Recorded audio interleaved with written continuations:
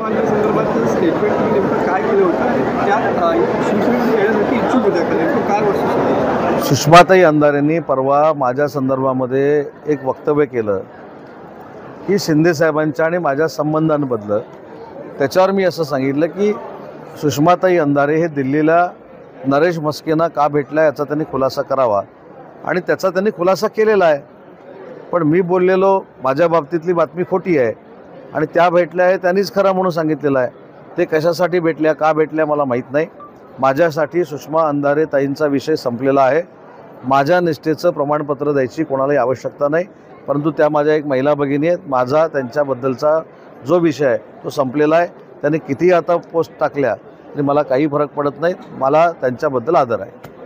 Sir, त्यांनी Facebook post लिहिली आहे आणि त्यांनी या सगळ्या घटनेचा उलगडा केला आणि त्यांनी थेट तुमच्यावर टीका टिप्पणी केलेली आहे की तुमचा जो राजकीय प्रवास झालेला आहे सगळं त्याच्याबद्दल त्या बोलल्यात.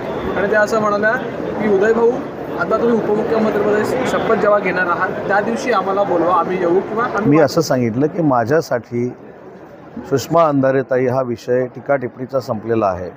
माझा राजकीय प्रवास बघत असताना मी हा उलटा प्रश्न त्यांना केला तर अडचण होईल. मला त्याच्याबद्दल काहीच बोलायचं नाही. माझ्यासाठी सुषमाताईंवरची टीका मी तर केलीच नाही, पण त्यांनी जे काय मी उपमुख्यमंत्री होणार, मी असं होणार, मी तसं होणार, ते ज्या बोललेल्या होत्या त्याच्यावर मी माझं वक्तव्य केलेलं होतं. त्याच्यामुळे सुषमाताई अंधारेंच्या टीकेवर व ट्विटवर याच्यानंतर मी बोलणार नाही. माझ्यासाठी तो विषय संपलेला आहे. असं आज दिलं गेलं आहे की लोकशाही वाचवण्यासाठी निवडणुकीवर बहिष्कार हा एकमेव पर्याय समोर दिसतोय. 3 गोष्टी मी आपल्याला सांगतो की लोकसभेला ज्यावेळी हे सगळी मंडळी निवडून आली त्यावेळी EVMवर यांनी टीका केली नाही. विधानसभेला सगळं निघून गेलं तेव्हा EVM बदनाम झालं. त्याच्यानंतर वोट चोरीवरती आले, परंतु 65 लाख बिहारमधली सगळी मतं बाजूला केल्यानंतर देखील 2/3 मेजॉरिटीनं नरेंद्र मोदी साहेबांचं नेतृत्व स्वीकारलं गेलं. त्याच्यामुळे तो देखील विषय बाजूला पडला. आता ही नवीन टूम काढलेली आहे. आता स्थानिक स्वराज्य संस्थेमध्ये पराभव झाल्यानंतर परत दुसरी नाही, पण आता काढूच शकत नाहीत कारण 3 वर्ष निवडणुकाच नाहीत. आता थेट ते आम्हाला भेटतील लोकसभेच्या निवडणुकीला. एकनाथ शिंदेंनी उपमुख्यमंत्री काल स्टेटमेंट केलंय की रावणाच्या अहंकारामुळे लंकेचं दहन झालं. आज माननीय एकनाथ शिंदे साहेबांची सोलापूरवरनची स्टेटमेंट तुम्ही बघितली असेल की नसेल मला माहीत नाही. त्यांनी ह्या सगळ्या गोष्टीचा खुलासा केलेला आहे. त्यांनी हे शब्दप्रयोग UBT बद्दल केलेले आहेत हे त्यांनी स्पष्ट सांगितलेलं आहे आणि ते हे शब्दप्रयोग UBTसाठी अनेक दिवस करतायत हे तुम्हाला माहिती आहे. सर, एकनाथ शिंदे यांना सिरियसली घेत नाही का, घ्यायची गरज नाही असं जयकुमार गोरे म्हणाले, त्यांना तुम्ही काय उत्तर दिलं? नाही, जयकुमार गोरेंचं स्टेटमेंट मी सोशल मीडियावरनं बघतोय किंवा फेसबुकवरनं बघतोय. नक्की ते काय बोललेत मला माहीत नाही. ते बोलले नसावेत, पण जर बोलले असतील तर त्यांची पहिली टर्म आहे हे त्यांनी लक्षात घेतलं पाहिजे. आणि आपल्या वक्तव्यामुळं नेत्यांमध्ये वाद निर्माण होणार नाहीत ही दक्षता मंत्र्यांनी घेतली पाहिजे.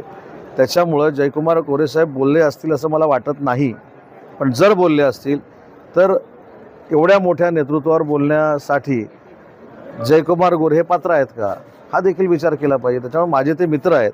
नेत्यांवर टीका आणि आमच्या नेत्यांवर टीका केलेली ही सहन कोणी करणार नाही. त्याच्यामुळे जयकुमार गोरे हे बोलले नसतील, त्यांच्या तोंडामध्ये घातले असेल, परंतु जर बोलले असतील तर ते योग्य नाही असं माझं मत आहे. तर दिल्ली दौऱ्यानंतर एकनाथ शिंदे आणि मुख्यमंत्री देवेंद्र फडणवीस यांच्यामध्ये दोघांमध्ये दुरी वाढत चालली.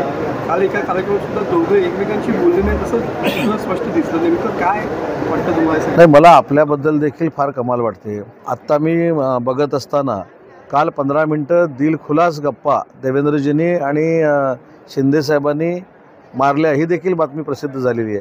त्याच्यामुळे पहिली बातमी जी होती ती आता बाजूला झालेली आहे. आपण पहिली सकाळचीच बातमी विचारली, रात्रीमध्ये हे घडलं आहे ना. चिपळूणमध्ये महायुतीमध्ये कुठेतरी शेकानिपानी वेगळी चूल लागली, पण उभाटामध्ये सुद्धा 2 गट पडल्याचे दिसतात. राजू देवळेकर म्हणून तिथे नगराध्यक्षपदासाठी उभे आहेत, रमेशभाई तिथं उभे आहेत आणि आमचे उमेश सकपाळ तिथे उभा आहेत.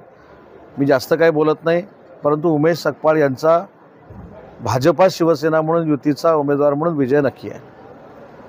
रमेश कदमांच्या प्रचारात थेट भास्कर जाधव वगैरे मित्रांना पाहायला मिळणार आहे. ते म्हणले की मला या संदर्भामध्ये कुठलीही पक्षाकडून माहिती मिळाली नाही, त्यामुळे मी रमेश कदम यांचाच प्रचार करणार आहे. नगराध्यक्षपदाचा उमेदवार जर UBTचे पक्षप्रमुख आणि राजसाहेब एकत्र येऊ शकतात तर भास्कर जाधव आणि रमेश कदम काय येऊ शकत नाही. सिंपल.